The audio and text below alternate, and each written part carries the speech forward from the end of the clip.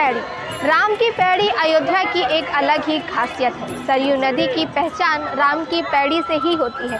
कहा जाता है कि राम जी इसी पैड़ी से गुजर करके सरयू स्नान करने जाया करते थे। ये राम की पैड़ी अयोध्या के लिए एक अलग ही पहचान है।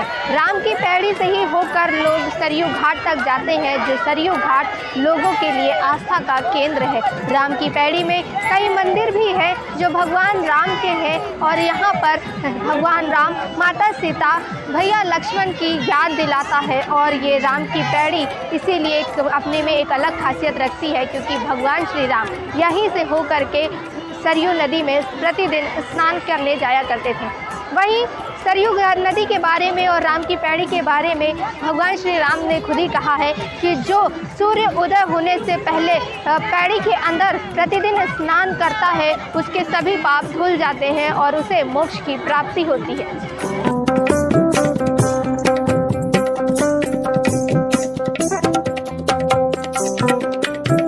वहीं अगर हम बात करें यहाँ के सौंदर्यीकरण की, तो ये आधुनिक सरयू घाट और आधुनिक राम की पैड़ी की, तो यहाँ पर अब देखा जाता है कि हर साल दीपावली के मौके पर यहाँ पर दीप प्रज्वलित किए जाते हैं। साथ ही इसके सौंदर्यीकरण के लिए यहाँ पर लेज़र लाइट के द्वारा भगवान राम की चित्र को, भगवान राम की कथा को दर्शाया जाता है और लेज़र लाइट अपने में ही एक अलग भव्यता रखती है।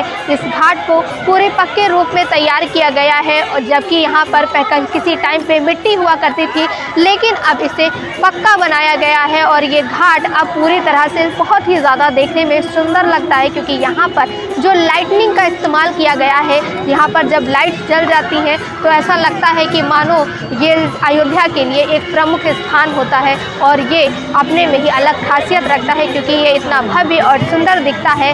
जब यहाँ की लाइट जल जाती है तो पूरा अयोध्या यहाँ से जगमग हो जाता है।